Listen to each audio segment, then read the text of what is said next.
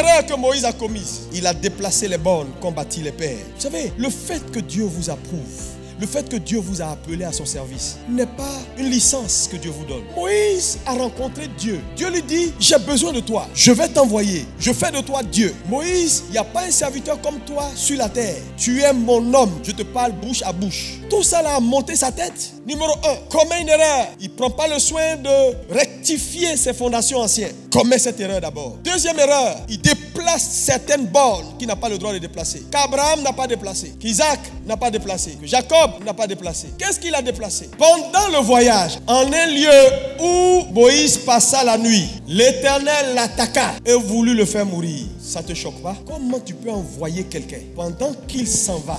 Tu te caches pour l'attaquer et le tuer. Ce n'est pas lui-même qui partait de lui-même, hein. C'est Dieu qui allait le chercher pour lui dire, il faut que tu m'aides. Je vais t'envoyer, tu vas partir.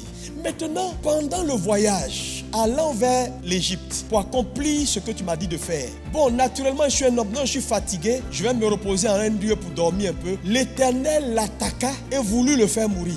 Donc Dieu peut t'appeler, t'envoyer puis t'attaquer pour te faire mourir. Séphora, quand Séphora s'est rendu compte, la femme de Moïse, que Dieu voulait tuer Moïse, elle a fait quoi? Séphora prit une pierre aiguë, coupa le prépuce de son fils et le jeta aux pieds de Moïse en disant, tu es pour moi un époux de sang. Et l'Éternel le laissa, comme si de rien n'était. L'Éternel le laissa, c'est alors qu'elle dit époux de sang, à cause de la circoncision. Donc, le problème de Moïse ici, vous savez que Dieu a établi une loi perpétuelle pour Israël. Tout mâle qui naît doit être circoncis. Et même Jésus-Christ n'a pas échappé à cela. La circoncision était une loi que Dieu avait établie comme preuve de l'alliance qu'il a établie avec son peuple. Donc, cette circoncision-là devait être le signe de l'alliance physique dans leur corps. Moïse a un fils. Moïse est appelé de Dieu. Moïse s'en va accomplir le mandat de Dieu. Moïse est devenu l'ami de Dieu. Moïse est devenu celui qui parle bouche à bouche avec Dieu. Donc Moïse a cru que, à cause du privilège que j'ai d'être l'ami de Dieu, de parler face à face avec lui et qu'il rende autant témoignage de moi, je peux me permettre de déplacer les bords. Je peux me permettre de faire le ministère comme je veux. Et Dieu dit, tu vas mourir. Frère, l'appel de Dieu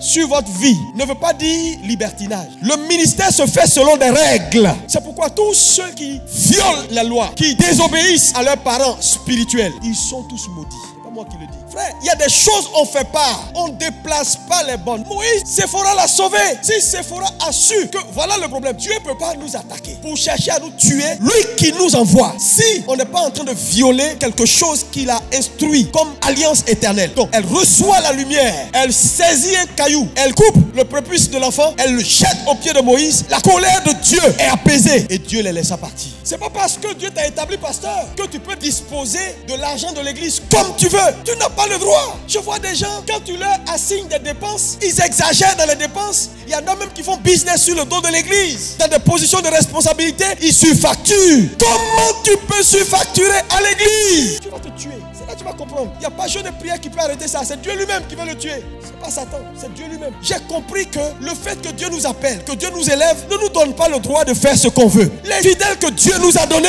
c'est pas notre chose. C'est les enfants de Dieu. On doit veiller sur leur âme, leur enseigner la parole et leur dire les voies de Dieu. Ce qui est droit, ce qui est bon à faire, sans peur. Respecter les règles de jeu.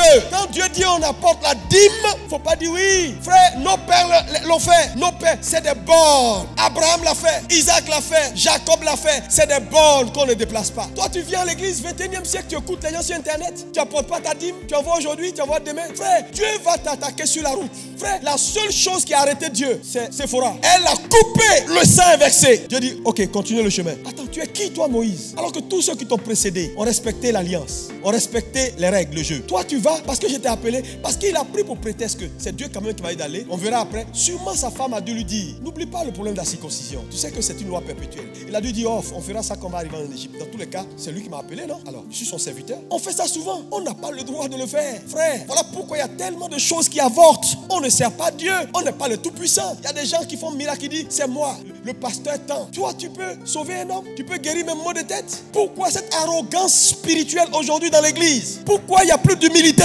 toute cette gesticulation que les gens font là, vous allez voir au dernier jour, il y a des gens que vous allez croire qui sont assis à la droite de Jésus, qui seront quelque part très très loin. Ne regardez pas l'apparence. Le grand Moïse, regardez, si Moïse était mort là, tout le monde allait le célébrer pour dire Moïse. Non, Moïse, il est directement assis à la droite de Dieu. Ce grand Moïse, naissance singulière, celui qui a affronté l'armée, celui à qui Dieu parle bouche à bouche, on allait citer les exploits de Dieu dans sa vie. Et puis on a dit bon, anyway, mais regardez, déplacer une seule borne, Dieu a failli le tuer lui-même. C'est pourquoi, je vais vous dire la vérité, la rébellion, elle se juge. On ne discute pas avec les rebelles, on les juge. Lisez la Bible. Dieu n'a jamais discuté avec quelqu'un qui se rebelle contre la loi, contre les bornes établies. Le respect des anciens, c'est sacré. Mais aujourd'hui, regarde dans le corps de Christ, n'importe qui se lève et puis il insulte un vieux, il insulte un père. Frère, la vie, c'est un mystère. C'est pourquoi chaque pas que tu poses, assure-toi que le droit est respecté. C'est Dieu qui nous a appelés. Toute grandeur obéit à un processus. Dans la Bible, Moïse voulait faire les choses comme il veut. Dieu s'est dit, ok, on verra. Quand on vous dit ne faites pas ça, pas fait. Écoutez, Moïse a déplacé les bornes. Je te dis la vérité. Et ça, c'est un conseil que je te donne. Le jour où tu n'es plus d'accord avec quelqu'un qui t'a fait du bien dans ta vie,